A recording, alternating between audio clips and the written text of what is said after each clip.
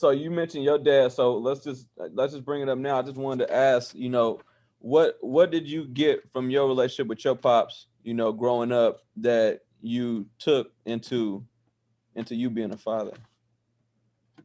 Well, there's a quote that I heard, and it says the wisest person is the person who learns from others' mistakes, right? And I want to first, even like right after saying that, like I don't want this to come off the wrong way. I loved my dad to death. My dad passed away in 2019. I love that man wholeheartedly. Like that was my dad was like one of my best friends. But even in that statement, right? Like I loved my dad, and I know going back to what I said before, as far as like your parents just winging it. My dad had 6 kids by the age, I believe, of 26. 26, 28, somewhere around there. So me being 31 and realizing that he had 3 baby mamas, me realizing how I felt when I was 26, 20, I still felt like a kid.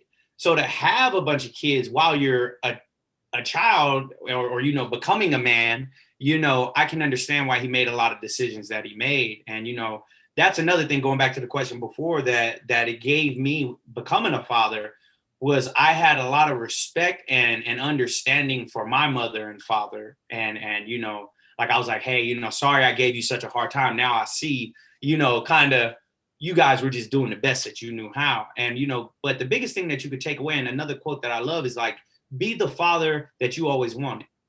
Again, I loved my dad to death, but there were times he wasn't there when I wanted him to be. There was times that, he didn't step up to things that I thought, in my opinion, again, in my childlike mind, like how I thought he should have. But now I get to be that dad.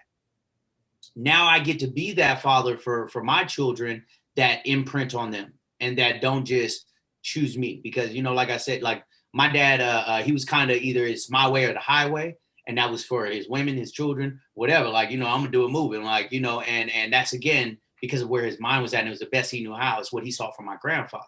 My grandfather used to hit the road without letting anybody know. Call, he'll call from a payphone a week later talking about he's in New Orleans, just him and his dog.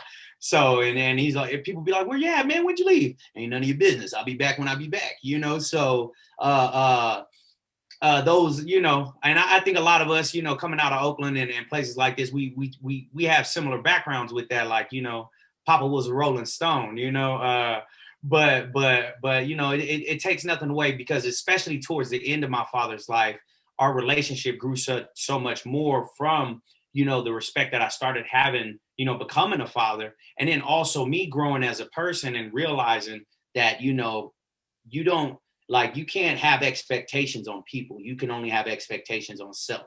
You know what I mean? Like, you can't expect people to act how you think they should act. People gonna act how they act, but that's a lot. I learned all that because of my father, right? Because of the things, like, we go through tribulation, which brings perseverance, which brings character, which brings hope. And that's what it was. When we go through these hard times, we turn our what's the word that I'm looking for? Our disadvantages into our advantages. Yeah, basically that, though. We turn problems into positives. You know what I mean? And that's it. And I learned a lot of that from my dad. And one thing that I did learn from him big is that, don't worry about what everybody else think. If you good at night, if you sleep good at night, then that's what it's about. And that spoke to me in a different point. But I think that's what you was asking. Yeah. Definitely, definitely. And that's why I think it's important, that we even had this conversation, because just off of what you said, I had pretty much the same situation, give or take a few things. My pops he's still here and around, but it was very similar. He had 6 kids, 3 different women. I'm the oldest, it is what it is, but I think that's important to bring up, just because I know that it's another youngster that's gonna hear this. And you don't always understand what's going on with your parents, but as you mature and grow older, you could see, you could see why or how things happen the way they did, Yeah. to a certain extent, and even like with my grandfather, I had grandfathers that was present in my life, but they were mainly from my mom's side of the family. My grandfather on my dad's side of the family, I never got a chance to meet him. I went to his funeral. That's when that was my way of meeting him, was at his funeral, because he just wasn't around, you know. But you know, and I'm sure it's a lot, you know, a lot of people of color, black, brown, you know, it's common, you know. Yeah, But you know, you definitely just you take what you see from other people, and like you said, you learn from the positives, and you know what may seem to be a negative, and it's about building, you know, building one generation stronger and healthier that's right. than the last. And when I say stronger and healthier, I don't mean just physically, but mentally, you know, spiritually, emotionally, all that. You know, it's a daily grind to try to be better. You know, and as we are trying to be better than what came before us, we're trying to set an example for who's coming after us to be better than us. You know, That's so right. that's important.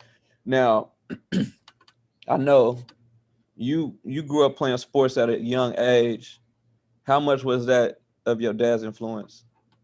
I'd say, well, you know,